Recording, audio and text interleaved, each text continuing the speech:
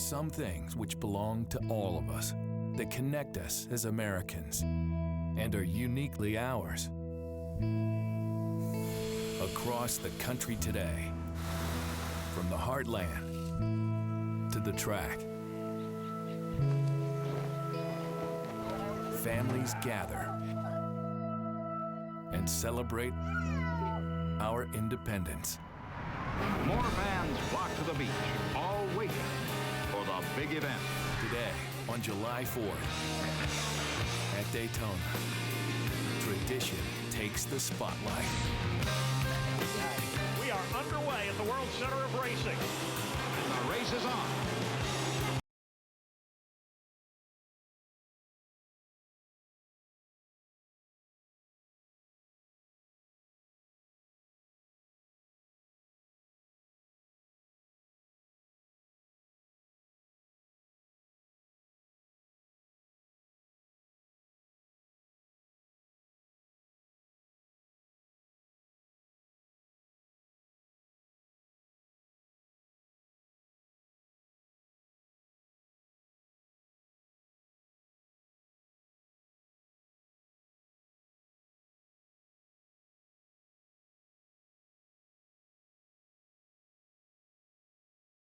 Finest events. What a spectacular finish. One of the best days of the year. Incredible, daring. It's a tradition, an American tradition. Kyle Busch will score here at Daytona. NASCAR Race Day, built by the Home Depot, is next on Speed. A glorious end to a glorious 4th of July.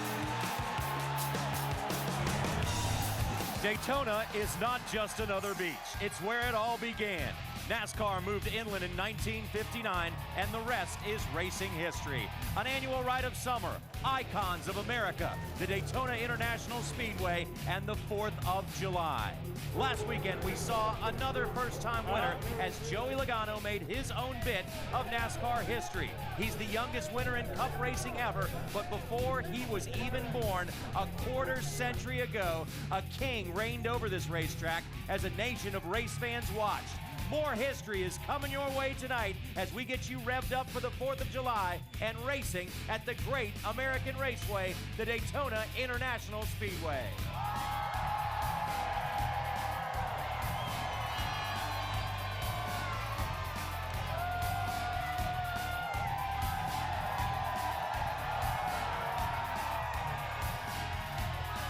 Happy Independence Day, race fans. We're glad you're with us for NASCAR Race Day, built by the Home Depot, coming to you from Daytona. I'm John Roberts, he's Jimmy Spencer, and he is the driver of the number 28 Nationwide Series car.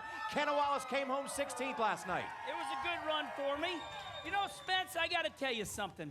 I love Daytona for so many reasons. I got goosebumps right now. You know why? I was just a kid. I came out of St. Louis, a little town called Arnold, Missouri. My dad had this big yellow Lincoln Town car back in the 70s. And my brother, Mike Wallace, my brother, Rusty Wallace, were in the back seat. Where were we going? We were going to Daytona, but there was no room for me. They put me up in the back window. Yes, Spence, no lie, race fans. But I got to tell you something. Daytona is the world center of speed. I absolutely fall in love with this racetrack. I get sentimental. I run my dirt car up here at Volusia. But, baby, it is 4th of July. It is hot in her. And, Spence, one more thing. Can you imagine what's going to happen if we have a caution with 3 to go? This is the first time for double file restart fireworks at Daytona. It's Daytona, baby. You know what, though? 50 years ago, Fireball Roberts beat Herb Thomas in the inaugural Firecracker 250. They were the only 2 guys on the lead lap. Well, that's not going to happen tonight, fans. We know some 25, 30 cars have a shot at winning this race. They'll be on the lead lap. The last 7 races at Daytona, 7 different winners. It's Daytona, 2-3 wide racing under the lights, baby. Let's get it on. Yes. Well, it is July in Florida, and you know it's supposed to be hot, but fans, it is extra hot today here at the World Center of Racing. And for more from a smoking hot garage area, let's go to Wendy Venturini.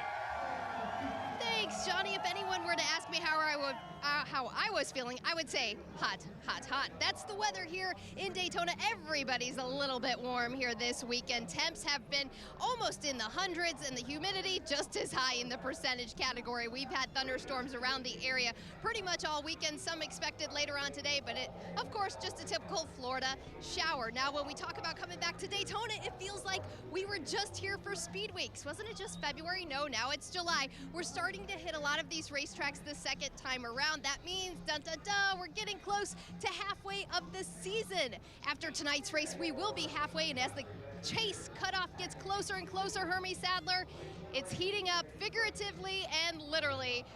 The unknown is unexpected tonight. What's going to happen at this racetrack, Hermie? Well, Wendy, it's a restrictor plate race. What does that mean? Normally, it means great finishes. You just look back to 2007, the Daytona 500. Mark Martin again denied victory lane by Kevin Harvick by inches here at Daytona.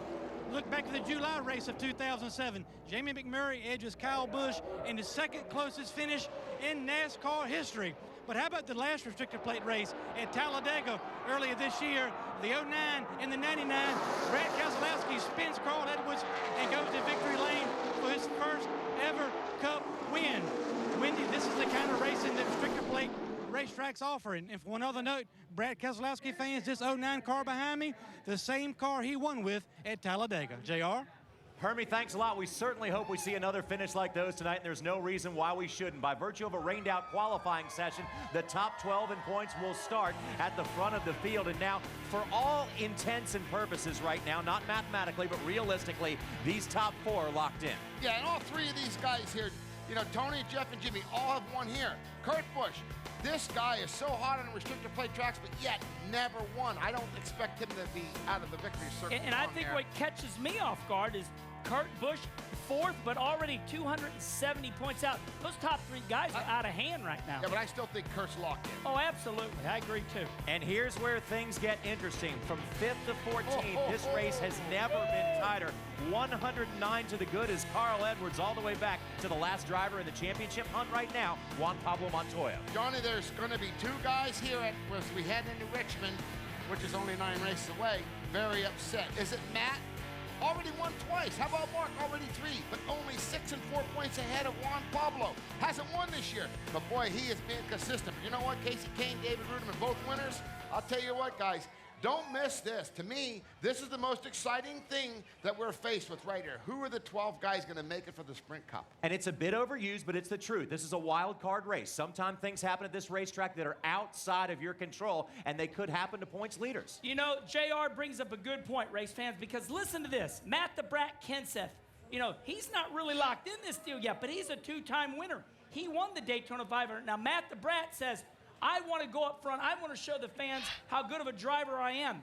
But listen, Matt, what about this championship chase? You know, do you run in the back, let them all wreck out, then make your charge at the end? I don't know. All I'm saying is I'm bringing up the point. Are you going to wreck? You're going to survive? Right now, this is a wild card race, but it is about points. Now, race fans, when it comes to racing on the restrictor plate tracks, Dale Earnhardt Jr. has 7 victories. And when we come back to NASCAR Race Day, built by the Home Depot, the driver of the number 88 will join us live to talk about racing at Daytona and what it means on the 4th of July. One word. Earnhardt! Yeah, that's right. A little Dale Jr. coverage coming your way. The 88 gets a special look for a special night race. Art history? Maybe not. But it'd hang nice in Victory Lane, don't you know? I'm taking Dale Earnhardt! Oh, no! We stir the hype and feed the machine. Coming up, NASCAR Race Day, built by the Home Depot, rolls forward. This is the 125th Cup race at Daytona, and it's one of the rare occasions that it falls on the day of the 4th of July. The name Earnhardt is synonymous with success at this racetrack, and if Dale Earnhardt Jr. can drive the 88 into victory lane tonight, it will look just a little bit more special. I'd say it's probably one of the most difficult paint jobs we do because everything is painted. All the digital camo, all 3 colors, the black, the red stripe. everything is paint. There's no decals until it's time to put the numbers on the car. The first color we put on the car is the tan. We let it dry, and we put on some stencils, and then we put the car back in the spray booth, and then once that's dry, you know, we roll it back out, and we put on more stencils, and then we roll it back in, and then once that's dry, we set up to paint the red stripe, and then after we paint the red stripe, we do the black, and after the black is dry, we'll untape the whole car, put a couple coats of clear on it, and then tomorrow morning when we come in, we'll sand it down, we'll decal it, and then we'll re-clear the car so it looks just awesome.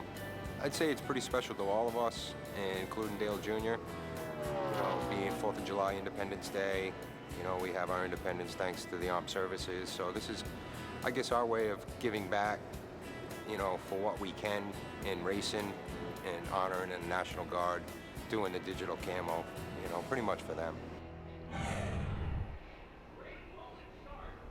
Blue colors, I'm sporting red, white, and blue. Dale Jr. sporting the digital camo on your race car tonight. What a cool paint scheme, as we just heard from one of your paint guys, how it actually gets done back at the shop.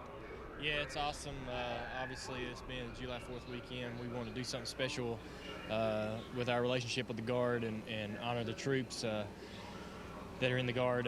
They have been a great partner of ours. It's been an awesome relationship, and we're really excited to have the opportunity to do something a little bit different this weekend with our paint scheme, and hopefully all the people that are in the service will get a chance to see the race, and we'll put it up front for them. Now, this is one of your favorite racetracks. You say it has sentimental value.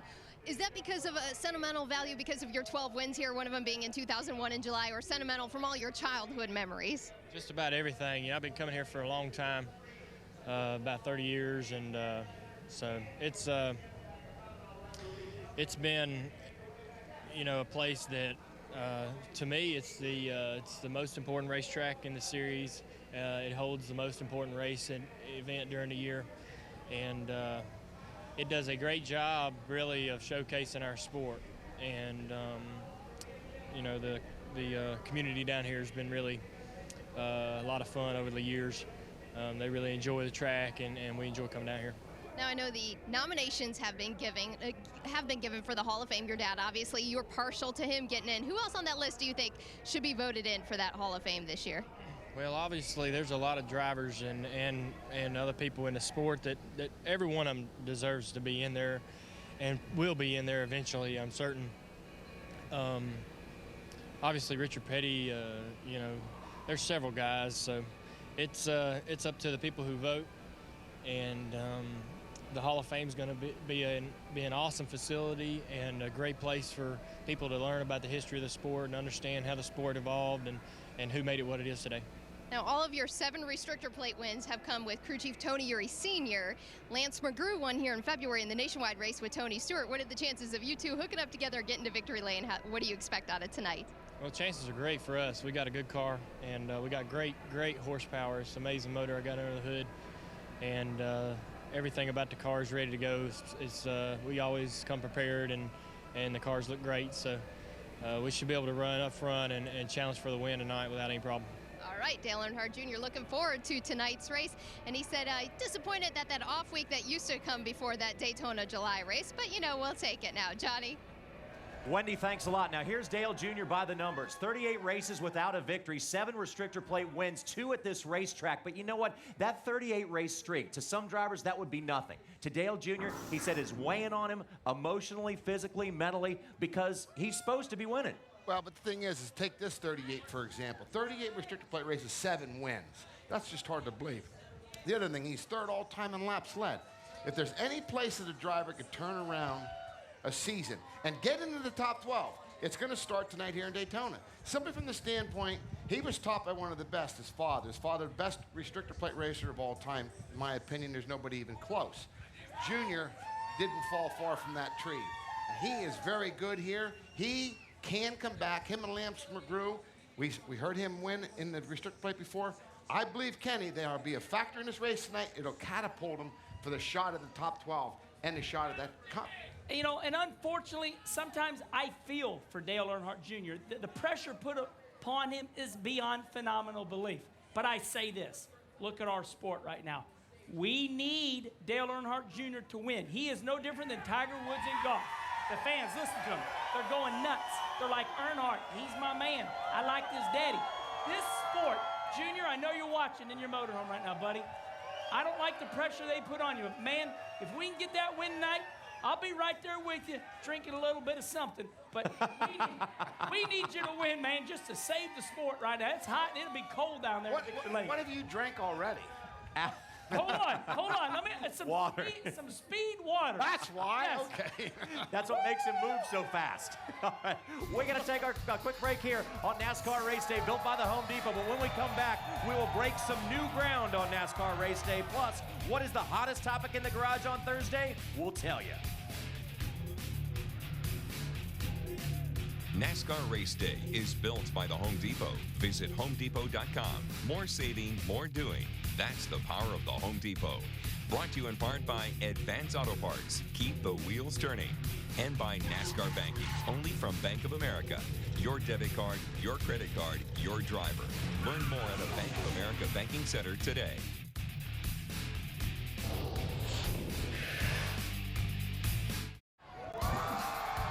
All right, here's the challenge for drivers tonight. Race 400 miles on Daytona. Keep it clean, stay out of the big one, and you may end up in victory lane, but you may get edged out by a matter of inches. So here's our challenge on NASCAR Race Day. How do we make the good stuff better? Well, you add two guys with the last name of Waltrip, Michael and Daryl, and also put in a little Booty, and you got it done. Booty Barker, take it away. Give us the good stuff with Napa. Well, here I am with the Napa Good Stuff, unprecedented. I'm here with the Waltrip brothers. We have Michael, two-time Daytona 500 champion, one of the all-time greats, and also his brother, who's going to be an honorary pit crew member, one of the Napa crew, DW, 84 victories, 3 championships, also won a Daytona 500. One thing I've always wondered, men, as good as y'all are, let me ask you, do you get, and you've won a Daytona 500, do you get free sandwiches or something because of that?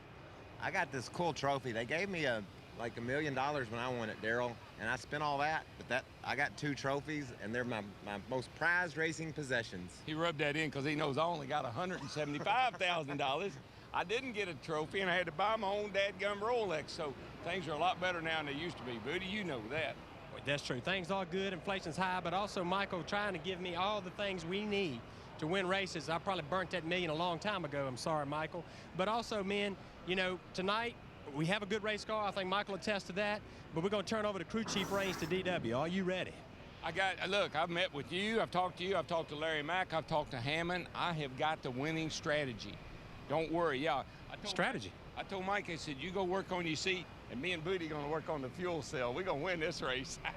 Well, I feel real good about tonight. I'm so proud. I mean, this man right here is one of the 25 inaugural inductees or candidates to be in our Hall of Fame. 84 races, 3 championships, a Daytona 500. How could you not want this man on your side, Boot? Oh, you want him on your side. You know the beautiful thing about DW, and I've said it before, not only did he go out and stomp you, he went and said he was going to stomp you before he done it. We don't have it these days. But, oh, yeah, absolutely. We got a lot of announcements coming. Michael, as far as our future, as far as a team, anything you want to say about that to the people? Well, I just can't wait till Tuesday. It's really going to be a big day for MWR. Napa's been the best sponsor a guy could ask for. They've been with me for 9 years now. We've had some success, a lot of success together, and man, they're the best, and it's all about them on Tuesday, and I can't wait for you guys to tune in to Speed. We're going to show it live. All right, go ahead, Kenny. I'm listening. Booty, we know that Daryl Waltrip is going to be the chief sitting right next to you tonight. How does he want his driver to run this race tonight? Does he want him to charge hard, or does he want him to look at the situation and go hard at the end? All right, DW, Kenny wants to know, how are you going to call this race? Are you going to hold Michael back? Are you going to turn him loose? What's your plans? Well, my first thing I'm going to tell him is work your hands and not your mouth. I don't want to hear no whining, and I want you to hold back just a little wee bit. Now, I sound like Jake, don't I, Kenny? Hold back just a little wee bit, and then get them at the end. That's what our plan is. Come off turn 4, we're going to take the lead. We're going to Victory Circle. We're going to leave here smelling like champagne. Yes! Well, I tell you, I feel privileged to be working with 2 of the best right here. Good to talk to you boys, and that's the Napa Good Stuff for this week from Daytona. Get the good stuff. Booty, thanks a lot, and thanks to the Waltrip brothers. We remind you, live, 12:30 Eastern time on Speed, we will have that announcement from Michael Waltrip Racing. That's Tuesday, so tune in to see what the future is on that team's part. Now, what surprise did some fans find in the infield? Well, they had a Hall of Fame nominated car owner paying a visit, and they delivered breakfast. Now, visit NASCAR.com during today's race for enhanced coverage with Race Buddy. Choose from 6 live camera angles. Check it out at NASCAR.com/RaceBuddy. Daytona Beach is famous for many reasons, but perhaps none more than the Daytona International Speedway just inland, a couple miles away, has been the site of many crowning moments, but perhaps none as big as the King's 200. Before it was run under the lights, before it was run on the weekend, the mid-season classic at Daytona was called the Firecracker 400 and run the morning of July 4th. And it didn't matter which day of the week. Well, the story this morning has got to be the heat. It's a broiling hot day, a sweltering day here in the pits at Daytona. One of the most memorable and historic took place in 1984. Potential for a piece of history today. Yeah, it certainly is, Jim.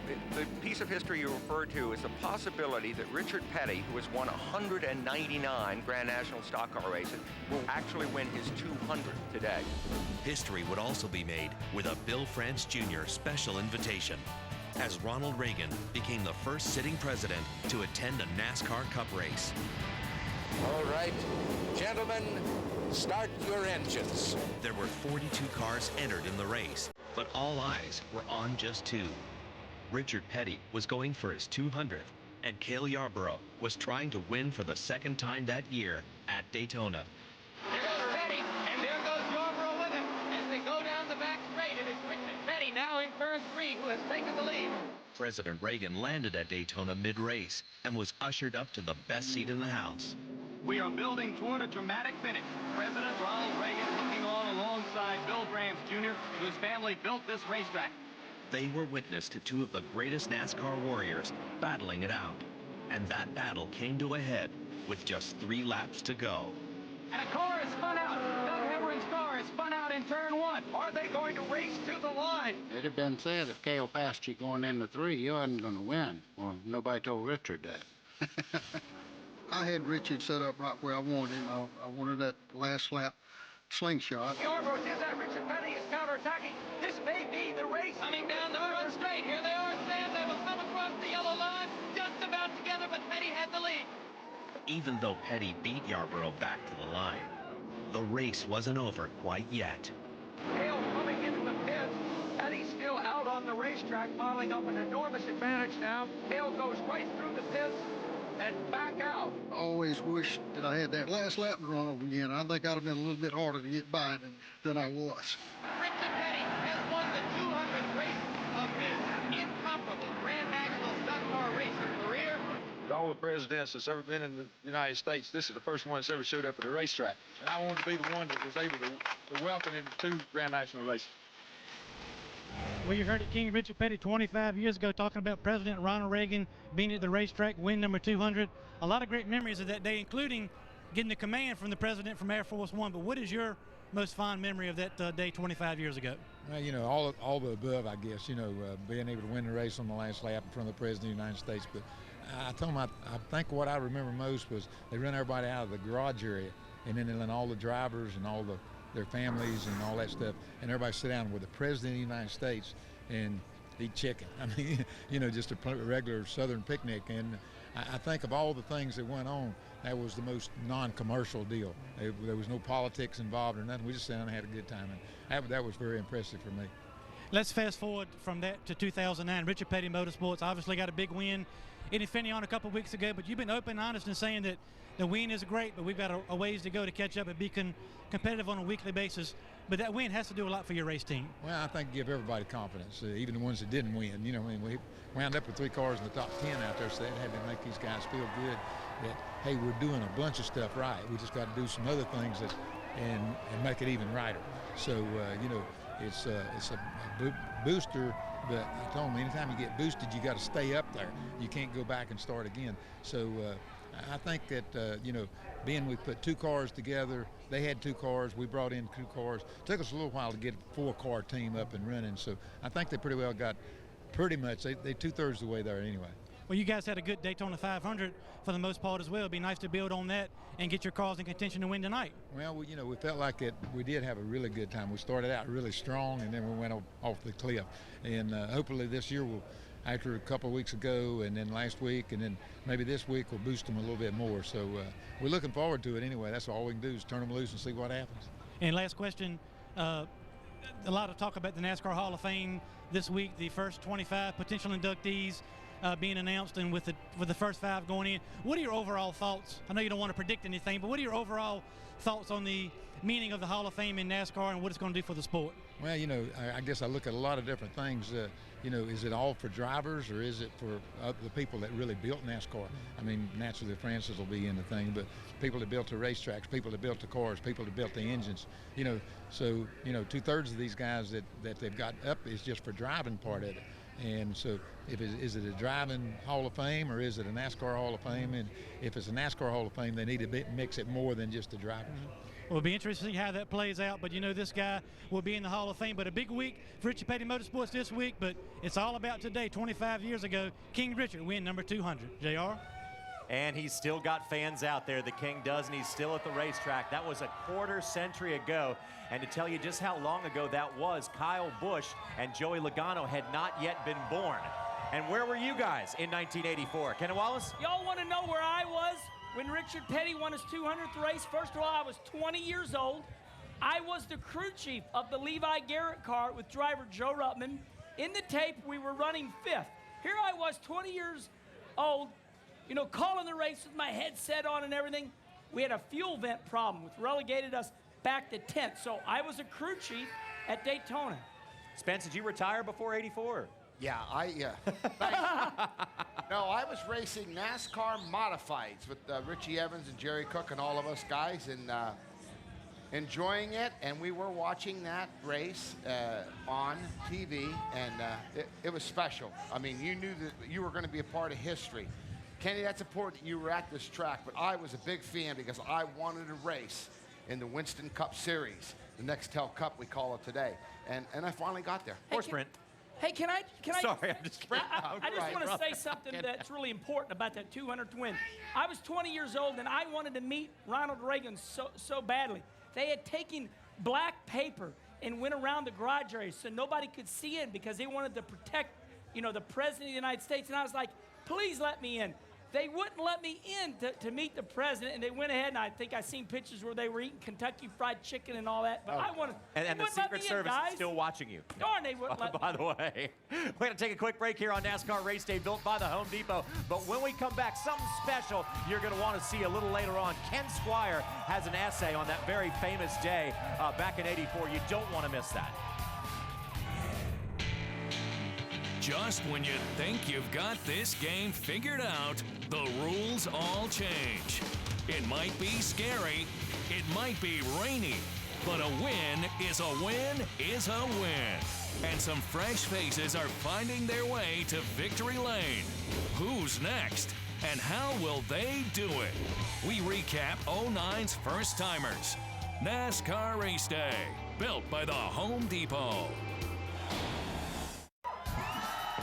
Early this morning at Daytona, Richard Childress took to the infield and served breakfast for some heart-conscious race fans. And guess what? He served up the Cheerios.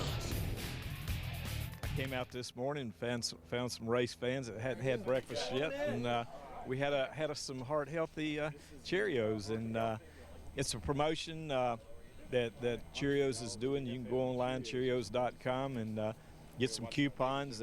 We just finished a promotion that's going to put 3,300 names on a car for Chicago. So Cheerios has done a great job to promote the sport and to promote their product, and we're just proud to be involved with them. You want to get the latest on Cheerios and how they're heart healthy and also get some coupons from Cheerios for $4. Go to the CheeriosRacing.com, and you can also be one of 3,300 fans to have your name on the side of the 33 race car when it comes to race time in Chicago. So don't miss that. Now, how cool is that to have a Hall of Fame nominated car owner come by and serve you breakfast. That's only one of the few, very many cool things we've seen so far this season. One of the other things is the first-time winners. There have been 3 so far. Now, a little later on in the program, Wendy Venturini is going to get the real deal behind first-time winner and youngest winner ever, Joey Logano. But right now, let's take a look back at the first-time winners of 2009.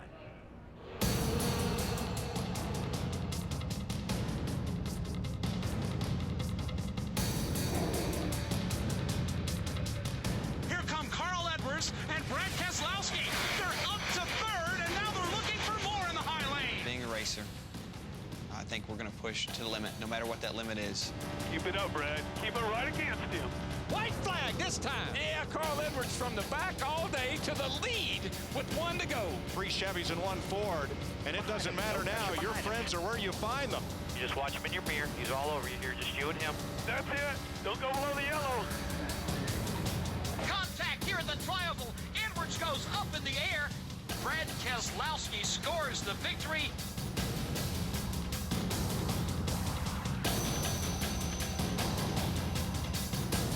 And I'm sorry, I hope everybody's okay, but he cut me off. No one got hurt as far as drivers go. We need to do a better job with the fences on the track to fix that so none of the fans get hurt. But if none of the fans would have got hurt, I don't see how you could ask for a better show. I don't see why you would change a thing. Caution down. Wasn't it raining? Let us race. Yeah, probably not too bad yet, but I think they're afraid of what's coming. We pit. You know there's going to be somebody that stays. We're all coming. What do you want to do? Yeah, I'd say we have to stay out right here. Bring it. We're going to have to do it. Obviously, I was telling everybody, when you're growing up and you're dreaming of winning a race, you don't dream of winning a rain-shortened race. David Rudiman, he did not come in the pit. He stayed out on the track. They're going to bring the cars onto pit road here because the rain has definitely picked up. Just why not gamble and see if it sticks? And it was the right call. It's a perfect call. 13 drivers were running in front of David Rudiman when that last caution came out. They all went to pit road. Rudiman did not. He went to victory lane. Somebody's got to win it. That's the way the rules are. I mean, that's the way things. We've seen it happen countless, times and times again. And maybe if it was another driver, they wouldn't be making such a big deal about it, But in the end, I'm having a hard time caring. The clouds starting to darken a little bit here. Trouble in turn 2. 2 cars tangling in the process. Joey Logano with a flat left rear tire brings out the caution flag. He's just freaking. Like, what the hell? Looking at all the races so far, we've gotten better, halfway through them. Trouble! Martin Truex's son collects several cars. Don't normally see this kind of accident at New Hampshire Motor Speedway. Joey Logano got the lucky dog free pass under this caution. Ryan Newman now is being shown as the race leader. About 14 laps till we pit. The rain's real close. Amount of fuel coming in, amount of fuel. Joey Logano on point, begging for the upset. Save fuel for me. You got to save fuel. We're good for about 3 to 5 laps there. Stay in front of that too. The 20's going to have to pit. You'll be the leader. There's no way he's got much fuel in that thing. Caution's out. Caution is out. The rain is here. Go spinning it out now. Racetrack's wet. You ain't kidding. Mount Zippy was looking at the radar and saw it coming. He made the right call, and I actually didn't know I was in the lead till the caution came out. NASCAR has declared the race official. Congratulations to Joey Logano, the youngest Sprint Cup winner ever. And there is no reason why we could not see another first-time winner tonight. That would make 4 this season. If you ask a lot of race fans who they think the next first-time winner might be, a lot of them say A.J. Allmendinger, and he is standing by with Hermie Sadler. Herm? Well, thank you, JR. I've got A.J. Gilligan Allmendinger. He's weathering the elements here in the garage, but talking about first-time winners, you up there in the mix in the Daytona 500. Can you get up there again and maybe get your first win tonight? Well, first off, I'd like to thank my engineer, Mike Wolf, for this sweet hat. It's looking good. It's a little big, so we'll take it off. And looking good is half the battle, Exactly. But, no, I think we had a great car in Daytona in February, and I really felt like if that race would have went the distance, we had a chance to win it. But car's handling good, and that's what's going to be key here on tonight. It's going to be hot and slippery, and I think we're close to the way it felt in Daytona, so I think we got a good chance. We hear this a lot, and sometimes it's more true for teams than others, but you guys have really been fast a lot of places. When the race is over, you just don't have that finish. How do you turn that speed into good top 5 and top 10 finishes? Hope for a little bit of luck, and I think at the beginning of the year, being out of the top 35, we just wanted to get into the races and finish in the top 20, and we started running so well. I think the whole team, myself especially, we put a lot of pressure on ourselves that top 20 wasn't good enough. We wanted to be top 10 and just pushing too hard a little bit. So I think for me mentally, I'm just going to go back to just trying to let the races play out and just take what it'll give us. And if that's a top 10, great. If that's a chance to win, great. If it's top 20, we'll take it. So just really proud to be being able to drive for Richard Petty Motorsports on his anniversary, 200th win, and Paralyzed Veterans of America on the 4th of July weekend. I think it's going to be a good night. And these guys, a lot of people, when we come back to Daytona in July, look at it as a clean slate. Let's start over and try to get a good second half. That's what AJ's doing, Wendy. Well, thank you, Hermie. You know, since it's hot here in Daytona, David Reagan and I are going to take a little load off and let him get some rest and relaxation before this long, hot race tonight. Now, David, we talked about first-time winners in 2009. Maybe you might be the next first-time winner of this season. You have good stats here at Daytona. 5th here a year ago in July, 6th in February for the Daytona 500. So could today be the day for you? Yeah, absolutely. I mean, we've got a pretty fast UPS Ford Fusion, and it had good speed yesterday, and I think it handled well. So a lot of things can happen. Daytona, the 4th of July race is always a crazy race, but we've just got to put ourselves in position, try to be there at the end, and, you know, just, you know, we need a good finish more than anything, but if we're in the front, you know, you can count on trying to get that first win. It'd be a special place to get it here at Daytona. Now, when I looked at the first practice session, you were fastest on the chart. The second practice session, not so fast. But you really can't look at those sheets. I think you really got to throw them out the window. The important thing is, can your car get up to the front from the back of the pack where you're starting, and can it maneuver through that traffic? Yeah, absolutely. You know, Jimmy Finning and all of our UPS team has done a great job, and always making sure our cars handle well here at Daytona. And I think that, you know, that's you know, means more than in February. You've got to handle well, and I think you'll see that after, you know, 15, 20 laps on tires. So yeah, our car can make it to the front. We've got to miss the big wrecks, which will probably happen sometime. You know, the double file restarts will be a good thing. I believe that we can get in and get going. So we've just got to put ourselves in good position throughout the whole race, and our UPS Ford will be fine at the end. Now, I can't go this interview without mentioning your nationwide win. You already have that restrictor plate victory from Talladega and Nationwide. Does that give you a little bit of a vote of confidence for this restrictor plate track today? Yeah, absolutely. Man, that win seemed like it was so long ago, and you know, it's great to see the footage there. You know, I tell everyone that I just had that planned all out. I knew exactly what was going to happen. But again, you just got to be there at the end, and absolutely, that gives us some confidence that we can make good things happen. And I think that you know, we put ourselves in good position at the end. Our UPS pit crew will do a good job on pit road, and we'll have to go get them at the end. All right, good luck to David Reagan. And I do want to mention David's brother Adam has been here for 25 years coming to Daytona. Adam, show your plaque to the fans at home. Mike Helton just presented this to Adam Reagan, David's brother, in recognition of 25 years coming to Daytona. So congratulations to David's brother taking home a trophy today. Maybe the other Reagan could get one later on. Johnny? All right, that's cool, man. 25 years. All right. Good job. Congratulations to him. The other Reagan now is David, by the way. Now, 2 thoughts for you coming up next on the show. Rutledge Wood and things blowing up. Those two together just cannot go wrong. And also be there when the lights come on as NASCAR Sprint Cup Night Racing comes to the Atlanta Motor Speedway on Labor Day weekend. Go to atlantamotorspeedway.com for event information. Special ticket pricing starting at just $39 as the fans start filing into Daytona. We're getting closer and closer to race time. There are few things in America more patriotic than a trip to Daytona Beach on the 4th of July. But then again, nothing is quite more patriotic than Rutledge Wood wearing an Uncle Sam outfit and blowing stuff up.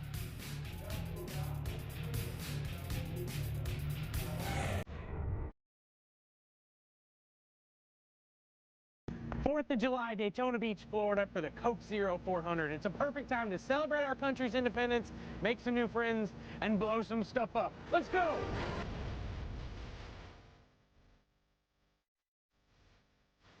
Rutledge must have been shopping in the under 12 section. Kids.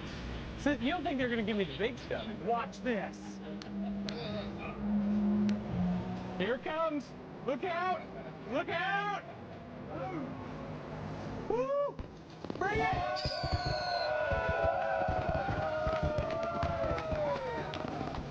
Light fuse, get away. Go with it, you know?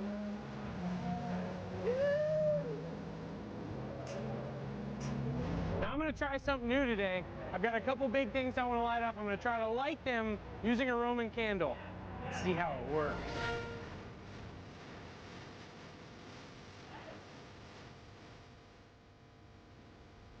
I realize this may not seem safe, but you got to think back to July 4th, 1776. Did that seem safe? Maybe not, but we did it. And I'm going to light these things.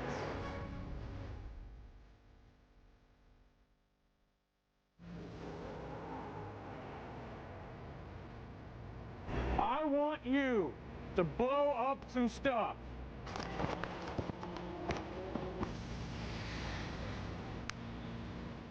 Careful, careful. Happy 4th, everybody! Rutledge Wood keeping the spirit and legend of Ludlow Kissel alive. Remember, last year it was Rutledge who ended up in the Infield Care Center for that same feature, but fortunately Rutledge was unhurt, and this was much more of a success. Now, through the magic of television, we're going back to Rutledge Wood as he searches for NASCAR's most colorful fan. Well, once again on race day, we're looking for our M&M's most colorful fan. And for that information, our expert, Right Turn Ryan. Ryan, who we got this week? All right, Rutledge this week, we got Eddie, who takes driving to the track to a whole new level. Eddie, Rutledge Wood, how you doing, sir? How you doing, Rutledge? I look a lot better in person than I do on TV, don't I? Yes, you do. Well, tell us about this neat-looking van right here. It looks like Bill Elliott has pulled right into the infield here at Daytona. Yeah, it's an exact copy of his 97 McDonald's race car. All authentic right down to the decals, all steel. It's welded on the van. How long did it take you to build this piece? 2.5 years. 2.5 years of work, and look at here. Not only did these exhaust pipes work, but looks like he may have got a little bit loose in the travel and made some contact. But congratulations to Eddie. He is this week's M&M's most colorful fan. Thank you, Rutledge. For those of you who couldn't make it to Michigan or to Daytona, I'm sorry, make sure you register at NASCAR.com/most-colorful-fan for your chance to be M&M's most colorful fan of NASCAR winner. On the site, you can vote for your favorites, play the instant win game, and upload your own colorful photos for the chance to win a trip to the final race of the season at Homestead, Miami, where M&M's will crown the most colorful fan of NASCAR. Now, we have celebrities in the house tonight. Who they are and what they say about their Daytona experience is coming up on NASCAR Race Day, built by the Home Depot. Move aside, Kyle. Home Depot's new hardware hot rod is the series' youngest driver. And to the victor go the spoils. A little FaceTime with Wendy V. Deep down inside, one of my main goals while I had the opportunity was to be the youngest Sprint Cup winner. This week's Real Deal coming right up.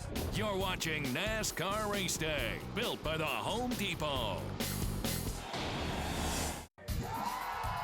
A little later on in the program, Wendy Venturini gets the real deal behind NASCAR's youngest winner and most recent winner, Joey Logano. And, you know, hook up 43 cars in a 200-mile-per-hour freight train and stuff is bound to happen. You can have all the strategy you want, but it comes down to being there in the end. So what the strategy is going to be tonight, for that, we turn to Chad Knaus and our Sunoco Pit Strategy of the Week.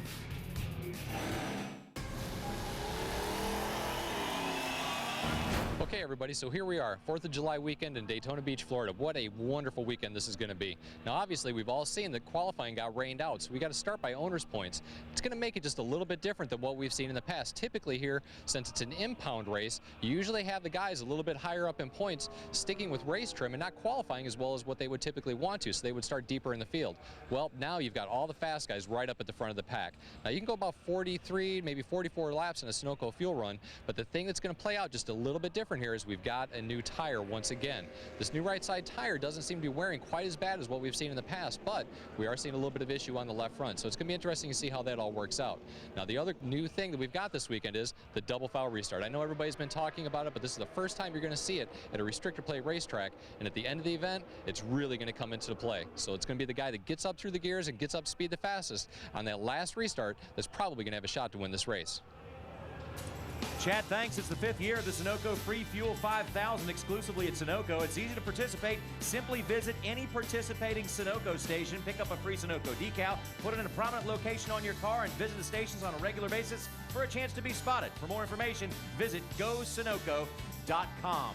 You know, our friend Rutledge Wood this weekend has been busier than Jimmy Spencer in the catering tent. Who is that gentleman down there with the crowd? Looks very stiff. That's Johnny TV. Yeah, thinner than the real dude, I think. Anyway, Rutledge Wood took off the Uncle Sam outfit and took some time to help some fans get some free gas.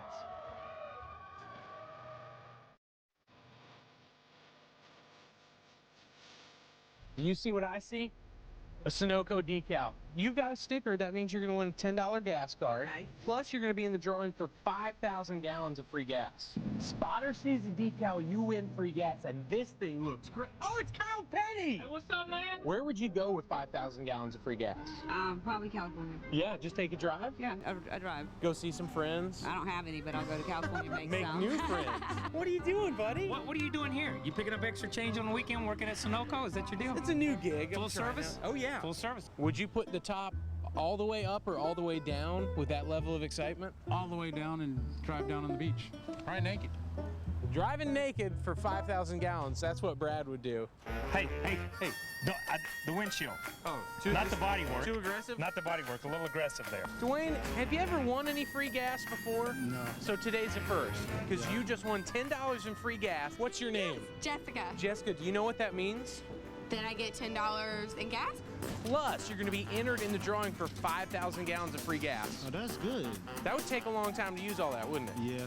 Where would you go with 5,000 gallons of free gas? I think I would go to New York and Miami and California. Just all over the place. Everywhere. And that's what you could do with 5,000 gallons of free gas just because of a decal. So now you've seen it work. So all you need is your free decal right here at the pump and log on to GoSunoco.com. And I hope you win that 5,000 gallons. Rutledge, thank you very much. You're a very kind gentleman and a good American to give those fans that free gasoline. Now, we got to take a quick break here. Joey Logano's Real Deal with Wendy Venturini is coming up next Saturday on Speed. NASCAR roars into Chicago. Live guests, The Real Deal involving Michael Waltrip's big announcement. It's all live next Saturday, 4:30 Eastern. NASCAR on Speed. Be there. Welcome back to NASCAR Race Day, built by the Home Depot here in Daytona, where things are really heating up. As we look high above the racetrack, you see all the fans down there. The fans have really started together right at the start-finish line. And remember, it was you, the fans, that voted young Joey Logano into the All-Star race this year. Well, guess what? He won't have to be voted into that All-Star race come May next year. Joey Logano made it to victory lane last week in Loudon after that rain-shortened race. Joey Logano in only his 20th, ironically, his 20th Cup career start, made it to victory lane, joining Denny Hamlin and Tony Stewart as those guys getting their first-time wins with Joe Gibbs Racing. Joe Gibbs Racing is quickly finding out that the young rookie phenom, their investment might be paying off. Here is this week's Real Deal with Joey Logano.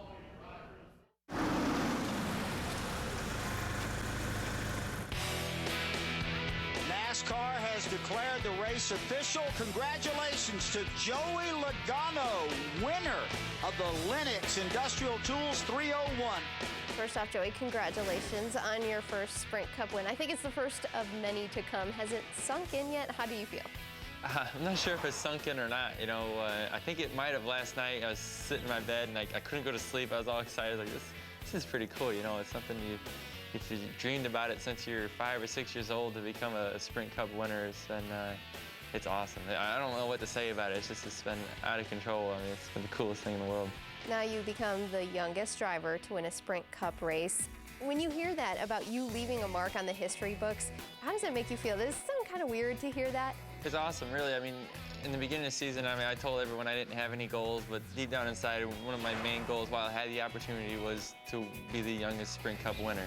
And to accomplish that yesterday it was awesome. You know, never guessed it was going to happen that race. The way everything was going, we had a left rear down, went down a lot trying to fix the car, and just things played out to our hand. You know, if we weren't in that position, we wouldn't have pitted that late and had a little bit more fuel than everybody else, and probably wouldn't have stayed out the whole time and went for it. So I actually didn't know I was in the lead till the caution came out.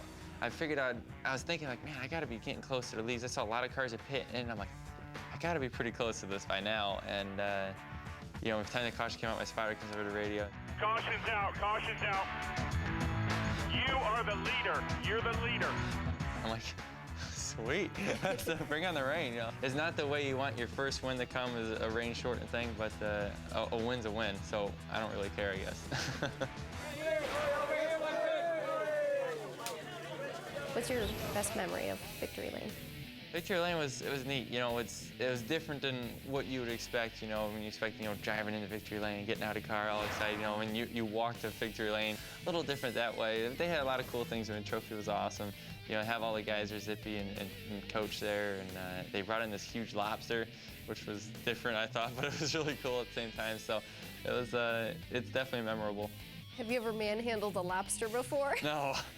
This guy comes up to me, he's like, here, you take a picture of the lobster. I'm like, what is it? And the thing was still alive. And the thing was, I mean, its claw was bigger than my head. The thing was about 1 foot long. I was like, sheesh, okay. So I didn't know what to do. The thing was moving around everywhere, so it was pretty funny. Hey, Coach. That'll help us in the top 20 a little bit.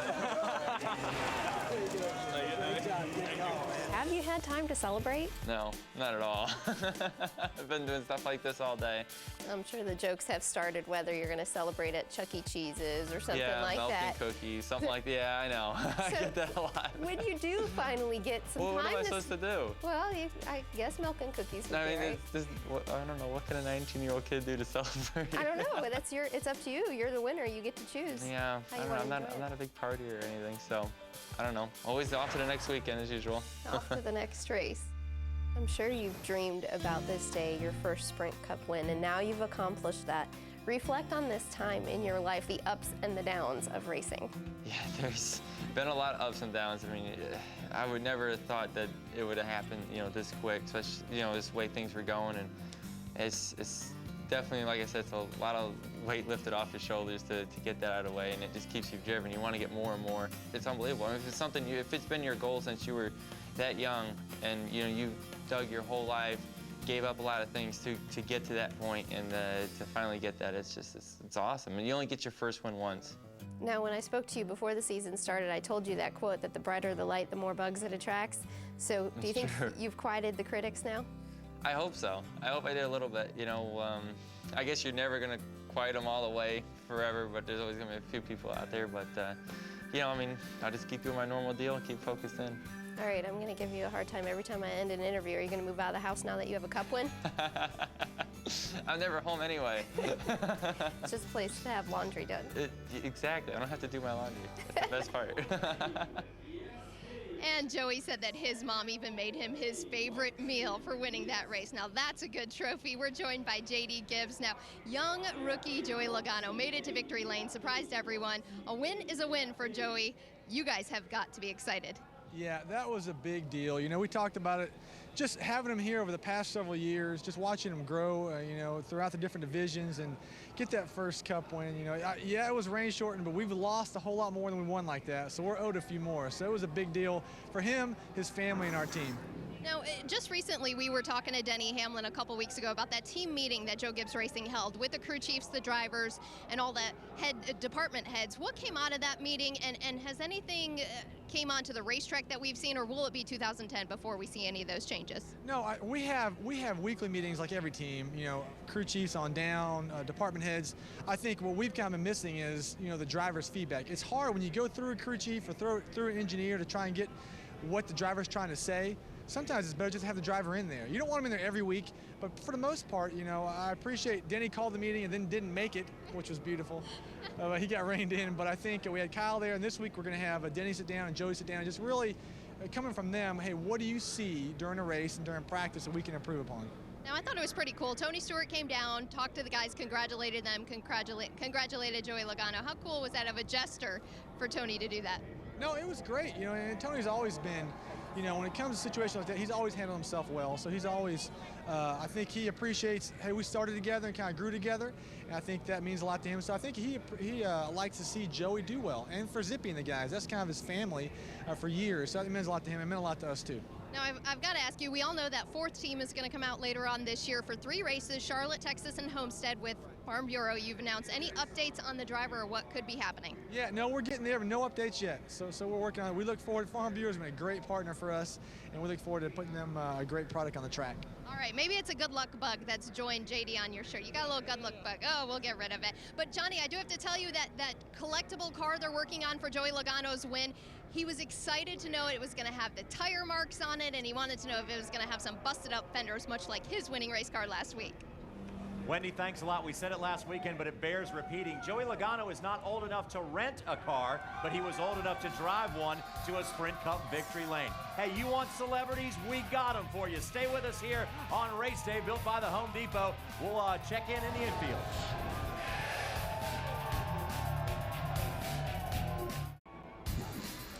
Tonight at Daytona International Speedway, we'll see fireworks in the sky and fireworks on the racetrack as well, but we'll also be racing underneath the stars. And before any race at Daytona, the stars come out, as Wendy Venturini found in the infield. And we always love when celebrities join us on NASCAR Race Day, but I consider Patrick Dempsey a racer, a true racer. So we're glad that you're joining us. You just finished the race. It's a hot day out here, 11th in your class, but nonetheless, thanks for joining us on Race Day. Oh, thanks to be on the show. I'm a big fan of it, so it's great, a pleasure to be here. Now, when you look at what you do, we've seen someone like Paul Newman who juggled the acting and the racing part of it. Is that where you see your life and your career going? Try to juggle 2 aspects of it between acting and being a race car driver full time? I hope to. I love racing, and try to find a balance between the career is another satisfying thing that I do, and my family and the racing and all together is very difficult. And as long as we have sponsors like Mazda and El Grado Tequila helping us get out there and to get there every weekend, I hope to be able to continue on for many years to come. Get a little more competitive. I want to win now, though. We're getting close. I know. I'm sure it's frustrating for you because just when you really get into the heat of your racing, you got to step back for whether it be movie, television. Is it hard to balance between that and your family at the same time? Oh yeah, all 3 are very tricky to balance, and I think training both mentally and physically is really important. And when you step out of the car, that's a big setback. Certainly in this series, it's so competitive. If you're in week in and week out, you're in shape. You're feeling confident, it's much easier, but when you do step out, you have to work so much harder to get back up to that form. Now we're looking forward to watching you race in Montreal. You guys will be racing with the NASCAR Nationwide Series that weekend. It was fun being here this weekend. It was great. Yeah, very hot. That's for sure. But it's good to be around all the drivers. So how much are you looking forward to Montreal? You're not going to change it Patrick when you get to Montreal, are you? Like Patrick Carpentier? No, I don't think so. They call me that, so that's fine. But no, that's a beautiful track. It's great to run up there. Great turnout with the fans as well. Talking about your family just a while ago, NASCAR families, they travel on the road. You, your wife, your 3 children, 2 of them being the twin boys, do you get a chance to get them involved in the sport at all and get a chance to bring them to the racetracks at all? They stay at home. They're probably watching right now, so I can say hello. I'll see you later tonight. But no, I really wish they were here with me, and we need the infrastructure on our team to do that properly and to keep them entertained and keep them in a good situation. So I hope to in the future. I mean, it's really nice. The one thing about all the teams is everybody has their kids here, and they all grow up together, and it is very much a family in this sport, and I think probably that's the most enjoyable aspect of it. So any chance we'll see you in a NASCAR Sprint Cup car at any time? If I get an invitation, I'll certainly be there. Well, how about that? Patrick Dempsey, I'll invite him to race with us in the NASCAR Sprint Cup Series. Hermie Sadler, you have some celebrities of your own out there. I do, and we're pleased to be joined by Kellen Winslow, All-Pro tight end, Vince Carter, 8-time NBA All-Star. Kellen, first of all, with you, I've seen you at the racetrack a couple times. Looks like you're in NASCAR a little bit. Yeah, a little bit. I went to Fontana and had a good time and just learned a little bit about racing. And you got traded recently back to Tampa Bay, so get used to this hot weather. Yeah, I'm as happy as can be, man. It's like playing at Miami again, and I'm having fun with it. And 8-time All-Star again, Vince Carter, former Carolina guy. Now, you were going to drive the pace car tonight, but you said first time ever driving a stick shift. First time ever was yesterday. So I'm just going to wing it. Hopefully the car doesn't stall and we have a good time. And you talked about coming back home as well. You got traded to the Orlando Magic, back home for you. That's got to take some time off the body. Oh, this is big for me. You know, you can't beat this weather. I'm happy that Kellen's a Tampa Bay Buccaneer because I'm a Buccaneer fan. So I support my Bucs and I'm gonna be there. But and I get an opportunity to go to the games now. So just being a Magic player, being right here, going to high school right next door to the racetrack it's a dream come true. We appreciate both of you guys joining us. Enjoy the race. And JR, I mean, pretty good company I'm with right now. Not quite what you got on the stage, but not bad. Yeah, we got our own all-stars out here as well. Hermie, why don't we always give Hermie the real tall dudes? I don't know how that always works out, but it just seems to work out that way. You're an all-star. All-stars there, and you know, the contribution that Vince Carter has made to Mainland High School right down the road from here is absolutely amazing. That's been neat to see over the years. Next Saturday on Speed, NASCAR roars into Chicago. Plenty of live guests, all the latest news and information on a special real deal involving Michael Waltrip's big announcement. That's coming up this week as well. Welcome back, everyone, to Daytona as we're getting ready for this July 4th extravaganza under the lights at Daytona. Now, Kyle Busch has won on 15 different racetracks in his Sprint Cup career, and 2 of those 15 include the big tracks at Talladega, and this time last year, he won at Daytona.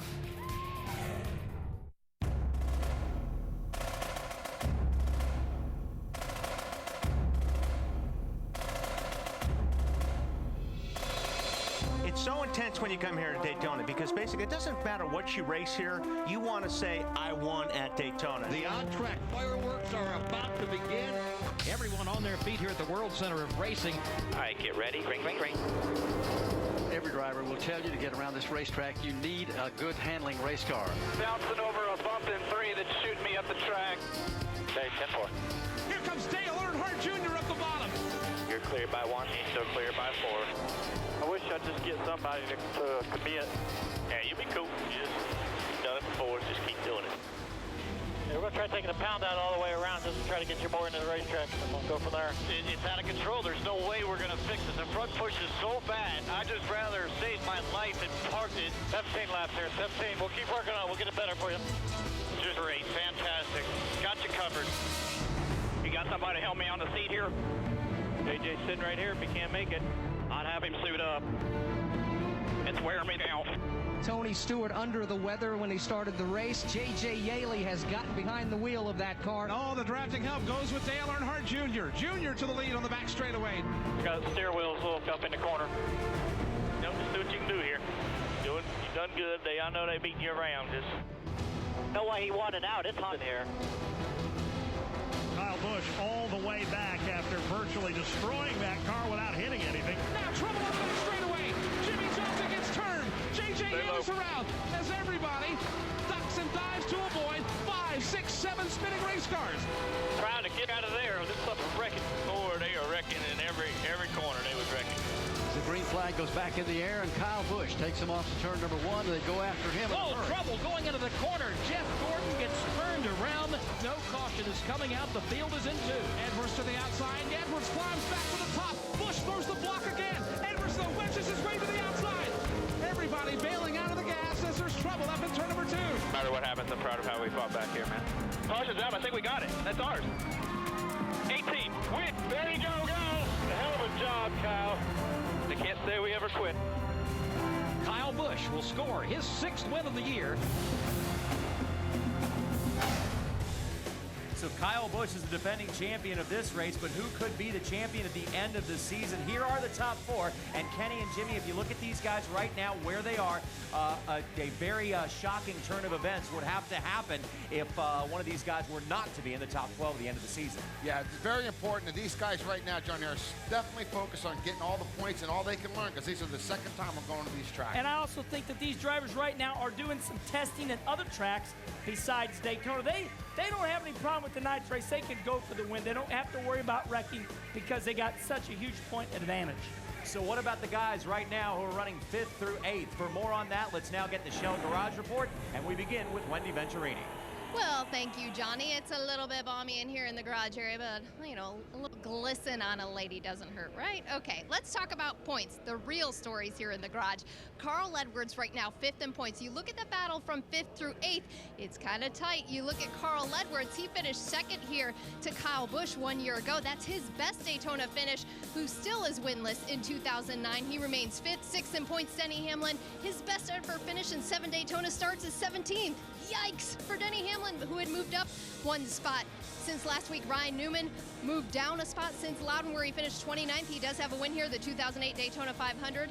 And of course, you look at Kyle Busch, 416 points back. Now, he does have a win here. It was 2 years ago. If you remember, 2 years ago, he lost to Jamie McMurray just slightly. It was oh so close of a finish. Kyle Busch and Jamie McMurray coming to the finish line, and it was just inches. Now, last year, things were in the favor for young Kyle Busch, who came home the victor from the July Daytona race, getting his victory there last year. Now, earlier today, could this play effect in today's race? He ran the Rolex race earlier today. What does that mean for Kyle Busch? Well, he's a little bit tired, a little bit sweaty maybe. Did he get enough rest? Did he get enough fluids? Did he drink enough water? These are all questions that drivers in the garage are talking about right now. I know some of them are questioning why Scott Speed and why Kyle Busch decided to run this race earlier today with such hot temperatures, Hermie Sadler, that could play into effect.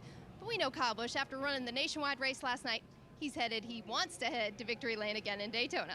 Well, he really does. But I tell you, Wendy, where the battle really is these guys battling 9th, 10th, 11th, and 12th on this bubble to make the top 12. If you don't make the top 12, really your season is a loss, especially all these guys when the season started expected to be in this chase. Look at Greg Biffle, currently 9th place. He was a winner here back in 2003, only 57 points over the top 12. Matt Kenseth, winner in the Daytona 500. He's 10th in points, only 5 points out of the top 12. And early this weekend, Matt Kenseth talked about returning to Daytona as the Daytona 500 champion. Obviously, winning the 500 was huge for us and really kicked the year off, and we're lucky enough to be able to follow it up at California. So anyway, it's been real up and down since then. We've had some good runs, some bad runs, and not really very consistent finishes. So I'm glad to be back here, and hopefully we can get our car to handle and be up front and have a shot at it again. And it really gets interesting after that, guys. Mark Martin, he's 11th in points, only 3 points ahead of Juan Pablo Montoya. Mark Martin here at Daytona, 48 starts, no wins. 12th place right now, Juan Pablo Montoya. He's only run here a couple times. Best finish of 14th, but he's got top 8 finishes in 4 of the last 6 races. Wendy? Thanks, Hermie. The story outside of the top 12, someone like Casey Kane in this garage area, of course, they're lined up by points. So Casey Kane back in this area, he's only 1 point out of that top 12, hoping to gain some points. Last week, only gained 2 points. David Rudiman, 12 points out of that chase. He remains 14th. His best July Daytona finish has been 21st. Now, you look at a guy like Clint Boyer, who's right here in this garage area. Clint Boyer has had some success and hopes to get the job done today. David Rudiman's car right here in the line. If you look at David Rudiman, David Rudiman we chatted about, but Jeff Burton's the other one who has one Daytona win in his 31 starts, and that happened back in 2000. Jeff Burton hopes to get some major points. Jeff Burton and Clint Boyer, the only RCR cars out of the chase, or those RCR cars, no one is in the chase right now, Hermie, and that kind of has been the big story. We're a little bit surprised at Jeff Burton and Clint Boyer. Yeah, a lot of surprises. 2 more surprises to talk about, Wendy. Dale Earnhardt Jr., everybody wants him to be in the chase. He's obviously a fan favorite. He has struggled this year, changed crew chiefs. Right now, he is 19th place in the points. He has 2 wins here at Daytona and 11 top 10s, so this is a good night for him to try to turn it around for Dale Earnhardt Jr., but it's got to start tonight if he's going to do it. If he has a bad race tonight, his chase hopes may be out the window. Another driver that we talk about a lot, a former Daytona 500 winner, Kevin Harvick. Wendy, you mentioned RCR. 2007 Daytona 500 winner. He is 29th in points, 27th in points. His last 2 finishes, 29th in Infield and 34th at Loudon. Time is definitely running out for Dale Earnhardt Jr. and Kevin Harvick. They've got to get it turned around tonight, JR. Hermie, thanks a lot, Hermie and Wendy, for that Shell Garage report. Now, earlier this week, a U.S. District Court judge ruled to lift the NASCAR-imposed suspension on driver Jeremy Mayfield after he tested positive for methamphetamines. The judge said that there is substantial reason to think that it could be a false positive drug test. And as you could imagine, that definitely spiked many conversations in the garage area, and several drivers weighed in on their opinion of the Jeremy Mayfield situation. The judge didn't say the result is wrong. The judge said, okay, it can be questioned, and while it's being questioned, what do we do about it? The way I view it, if and when he comes back, NASCAR has every right to test him as many times as they'd like to make sure that that things are being done correctly and there's no drug problem on the racetrack. The only problem with that is that it's not an instant test. And one thing that I disagree with the judge on is that you know, my safety is important to me. And if there's an instant test available, I think the judge's opinion is 100% right. There is no instant test available. In my opinion, it's a tough situation for anybody to make that decision because, you know, he potentially puts my safety in jeopardy by that decision. The other decision potentially puts Jeremy's career in jeopardy. So what do you do? Now, NASCAR's attorneys still contend that Mayfield's return to the track could endanger fans and other race car drivers. And Kenny, as a race car driver, do you feel nervous about racing around a guy who could potentially have been tested positive for any type of drug? Look, let me set this straight. Nobody wants to race against somebody that does drugs, okay? We're not idiots, all right? You know, somebody's a druggie, you don't want to race against nobody like that. ... However, I have never in my life been around Jeremy Mayfield on the racetrack where he was a danger. I know all other drivers have said the same thing. We've ran inches away from Jeremy Mayfield. I don't view Jeremy Mayfield as a druggie, and he has never run me in the wall, and he has never swerved. So this case is not over. I don't like talking about it, and I don't even really have a viewpoint. But I'm just saying, we've never ran around Jeremy where he's running around the racetrack like that. And Jimmy, you know, when it goes to the courts and to the lawyers, chances are no one comes out a winner. But what do you think is going to come out of this whole ordeal? I think that's the bad side of this whole thing. You got attorneys and, you know, you got federal judges involved, and it's not good for our sport. It's not good for any major league sport. So, but as a competitor, I believe that NASCAR needs to make what's legal and what's illegal, get more clarity for the drivers and all the crew members to understand it. All right, and chances are this saga is not over. Jeremy Mayfield is not at the racetrack this weekend, but he is expected to race in Chicago. We got to take a quick break here. When we come back to NASCAR Race Day, built by the Home Depot, we're going to hop up in the cockpit and take you for a ride around this big, fast racetrack by the beach. These are the days this sport is built upon. The King, the President, and a number that will never be touched. They are door to door in the dog leg. They touch coming to the tri-oval down to the line. It is, I can't call that one. It is so close. Ken Squire puts it into words. A special 4th of July tribute to King Richard. NASCAR Race Day, built by the Home Depot, races on. Here on Race Day from Daytona, we are counting down to a very special tribute to the King on his 200th win here at Daytona 25 years ago. But right now, we're going to get you down into the garage area for our advanced auto parts explanation and Hermie Sadler. Take it away, Hermie. Well, thank you, JR. Normally on Advanced Auto Parts explanation, we're showing stuff about the car, parts and pieces. But today we're going to talk about where the rubber really meets the road, and that's Goodyear. Stu Grant, GM of Worldwide Racing for Goodyear. All the years I've been racing, we always had the same tire for the Nationwide and the Cup Series, but this weekend it was different. Tell us why. Yeah, that's really back in the day, isn't it? And we used to do that. We used to have the same tire for all the race cars, the trucks, you know, the Nationwide cars and the Cup cars. But what we have seen primarily with this the COT and the Sprint Cup car that you have now, it may have started out with the same tire as the Nationwide, but as the teams have done more and more development work and they've gotten further down that learning curve, the cars are getting further and further apart. So what we have focused on at Daytona, for example, is tuning the right side tire primarily for the Cup cars, and we have a common left side tire with the Nationwide cars and the Cup guys, but a different, a unique tire for the right side of the Cup guys. And honestly, that's a trend that you've seen this year primarily, because if you look back at some of the races this year, we ran a different left side at Texas on the Nationwide cars. We ran on the Cup guys. Las Vegas, a different left side. So this car, the Sprint Cup car, likes a softer left side, and we've kind of discovered that, and that's kind of the direction we're going. But because of the speed and the downforce that the Nationwide cars carry in the corner, we're leaving those guys on the harder left side.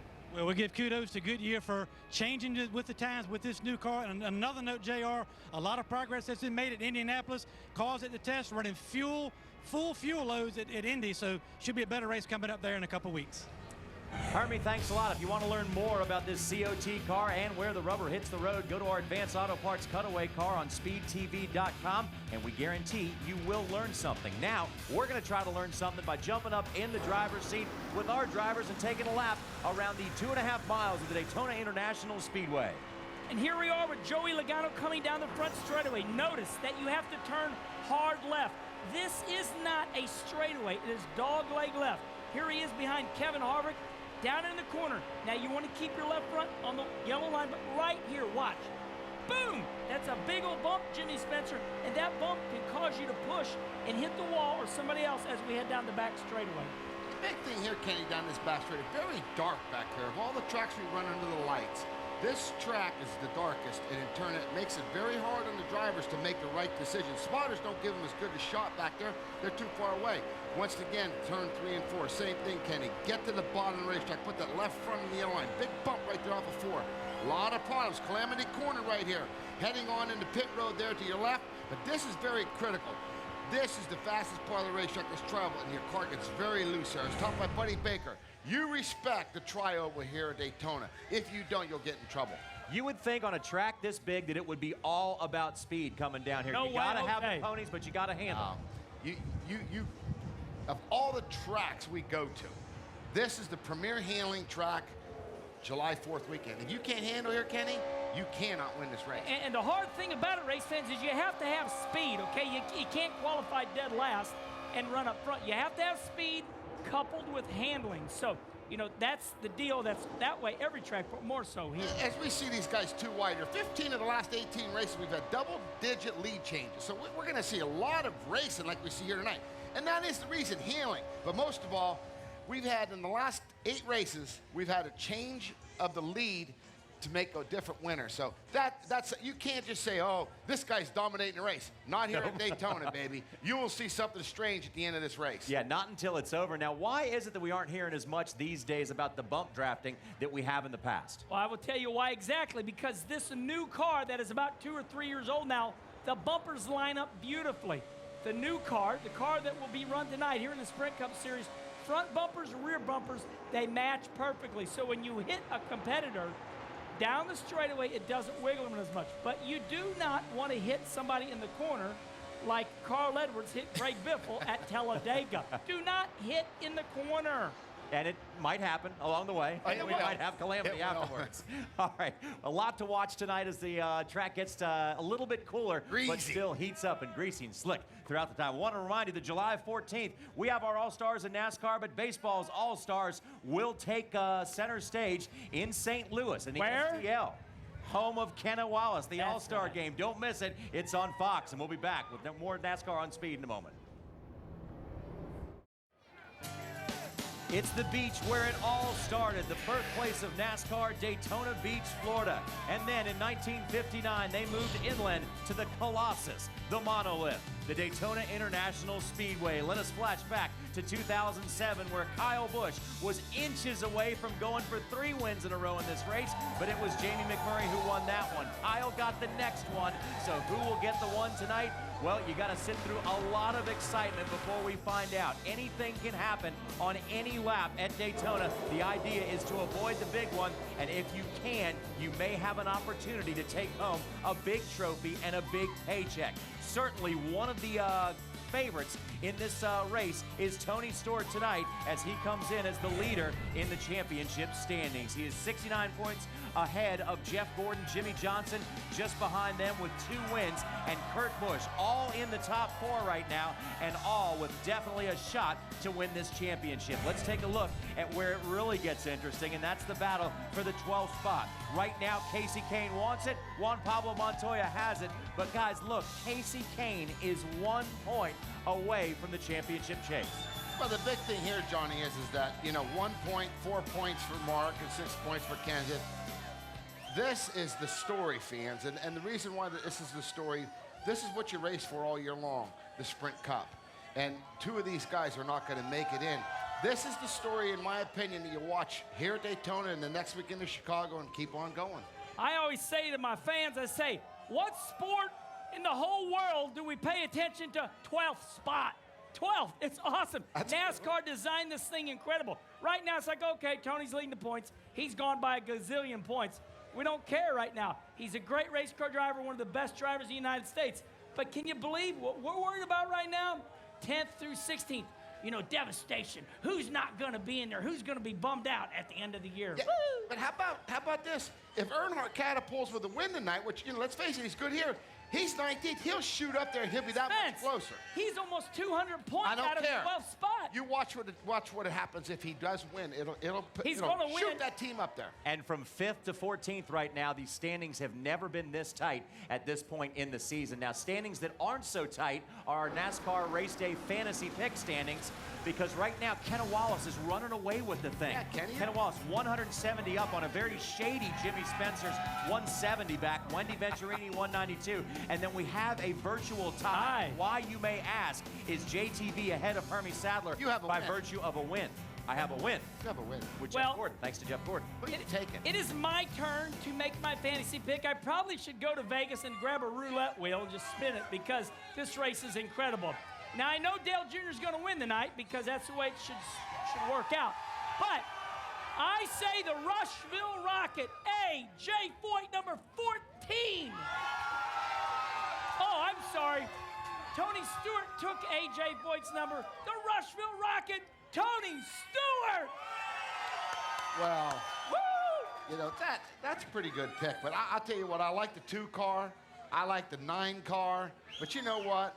You can't go wrong with a 4-time champ. Jeff Gordon, the 14 of 17 races he's been in the top 14, 9 times in the top 10. He's tied with Tony Stewart for the most top 5s. But you know what? Don't underestimate him, Wendy. I believe Jeff Gordon's going to be tough tonight. Well, Spencer, this is our time to have fun, our fantasy picks, but things are really serious in this garage area. You see all these crew members, they're waiting for NASCAR's call right here. All the cars are lined up. They're waiting to push the cars out to the grid. So who am I going to pick? Well, walk with me and I'll show you. I'm going to skip on Gordon. Well, you guys picked him, and you picked Tony Stewart. I'm skipping all these guys, because here, who is going to win tonight's race? Red, white, and blue, the Blue Deuce, Kurt Busch. He's going to end up in victory lane. I dressed appropriately today for the 4th of July and to pick Kurt Busch. And this is normally where I would throw to Hermie Sadler next, but apparently he's been passed in the fantasy picks, Johnny. By virtue of wins, and winning is everything. And if one guy knows how to win here, it's Dale Earnhardt. Whoa! What? In the number 88. I asked the fans. Whoa! Big red truck coming down the road. Look at that. The and I'm fans seeing love it. you, See? Johnny. You guys know what the deal is, and I'm not just sucking up to the fans. Dale Earnhardt Jr. has 7 plate wins, 2 here at Daytona. And Hermie Sadler, I'm sorry, but that's going to be another win in my column today. I think the funny thing is how much they cheer JR and how much they boo Jimmy Spencer right there. That's just remarkable. But hey, for my pick, maybe a little bit of a sleeper, even though he's run well in the past. Denny Hamlin, to me, looked very good in practice. I look for this 11 car to get up front and be in contention to win and break that tie with you and I, Johnny. This is getting bad for me. I got to get out of this cellar. Understand how it feels to dwell in the cellar. Now, race fans, you do not want to miss this. When we come back to NASCAR Race Day, built by the Home Depot, we will have a very special salute and tribute to the King's 200th victory. NASCAR Race Day is built by the Home Depot. Visit HomeDepot.com.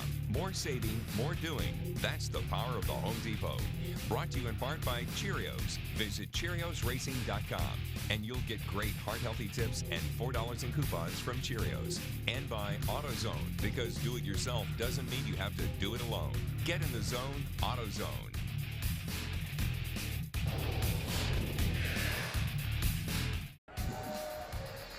Welcome back, everybody, to the Daytona International Speedway as we see the fans crowding around in the infield, getting ready for this big race tonight. Earlier today, Hermie Sadler spoke to the King himself about that big moment 25 years ago. Well, you know, all the above, I guess, you know, being able to win the race on the last lap in front of the President of the United States. But I told him I think what I remember most was they run everybody out of the garage area, and then they let all the drivers and all their families and all that stuff, and everybody sit down with the President of the United States and eat chicken. I mean, you know, just a regular Southern picnic. And I think of all the things that went on, that was the most non-commercial deal. There was no politics involved or nothing. We just sat down and had a good time, and that was very impressive for me. Yeah, and what a moment that was. What a career that was. 200 wins for the man we still call the King, and he is still an icon, always present in this garage area. And guys, there is nobody like the King, and there never will be. And he taught all of us, Johnny, you know, to respect the fans, respect this sport. The one thing about Richard Petty, he never denied a person an autograph, young kid, meet somebody. I learned a lot from Richard Petty. I'm proud to say he's a friend, and thanks, Richard, for what you've done. And thank you to the King, Richard Petty, baby. 7-time champion. We love you, and that's why I love racing the King with the cowboy hat. And tonight, race fans, we'll have you covered in victory lane after the 400 miles here at Daytona. And now, as we take a look back, 25 years ago today, one of the greatest moments in NASCAR history took place right here at the World Center of Racing. And as we celebrate our country's independence on this 4th of July, it is only fitting to recall one of the many moments when the King of stock car racing was at center stage at Daytona. Our good friend from Stowe, Vermont, Ken Squire, was kind enough to take a look back for us like only Ken can do at a day that changed the pages of NASCAR history forever.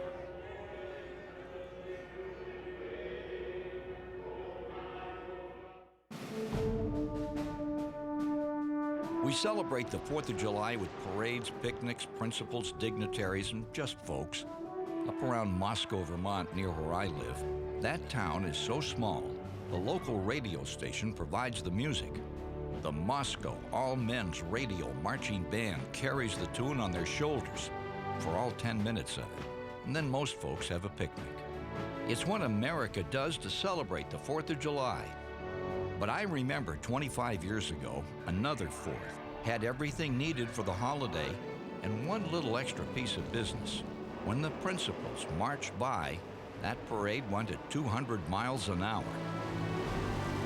The Daytona Firecracker 400, 1984. More than a race, it changed the perception of a sport. The dignitaries included the 40th President of the United States, the King himself, and a gathering of sports heroes and the folks. Ronald Reagan, first sitting president to view trackside, this homegrown all-American phenomenon. He was here not only to enjoy, but to gain some insight into who these American sports heroes were and what they were about. Richard Petty and Daytona had grown up together. Richard was a kid mechanic for his dad when Lee won that first Daytona 500 back in 1959. Richard had a record 7 Daytona 500s and 3 400s. Great moments. And Daytona had given him real frustration and a time or two stark terror. But 4th of July, 1984 would take the Petty story to another dimension. Whether baseball or softball, horseshoes or high speed, this day is made for something a little special to watch or listen to, and perhaps salt away in our memory. But this memory was a fella trying to make a mark, an unassailable record never to be challenged. You talk about the independent spirit that drives America. What about an everyday guy going for a 200th win in a major racing series to celebrate Independence Day? It has a ring to it. What a race. A favorite, Bobby Allison, led some early laps. The challengers would make for 29 official lead changes. Waltrip, Earnhardt, Labonte, his own son Kyle, David Pearson rose to the top and were beaten back. And then, hold on, in the final moments, here came the Timmonsville Terror, Cale Yarborough, winner of that year's Daytona 500, wheel to wheel for the lead. The great communicator and 80,000 other very strong voices, they rose with the drama, a chorus equaling the engines. Lap 158 of 160 in the 400-miler. Doug Hebron spins and goes into a sidewinder. No question, the caution flag would fly. It became a battle back to the line for the victory. Turn 3, Cale to the outside, rim riding. Petty ducking to the inside, out of turn 4. Even across. Full contact. Cale Yarborough and Richard Petty body slamming each other. And at 200 miles per hour, Richard Petty triumphant for his historic 200th victory. There was an afterglow to this race, and for me, it's what racing and the people in it are all about. After Victory Lane, the usual squabbles having been adjudicated, principals and dignitaries got together in the infield, and they had a picnic. The winners, the others, people of pit road, wives and kids, eating fried chicken and potato salad with the President of the United States. Look there, the King, the President, and the leader of the Alabama gang. Just a confab of guys whose job was based on power. Trading secrets? Not exact. Bobby Allison remembers President Reagan asking about his family, how racing people made it all work. Bobby assured him it was a way of life like any other. Petty says the president kept saying he couldn't get over watching them at 200 miles per hour beating on each other, and how much he admired them, and how much he liked the fried chicken. Three guys just sharing time. Independence Day afternoon, after a busy morning. Richard Petty summed it all up. No politics, no publicity, he said, just folks. Enjoy your Independence Day. It's what we all work for.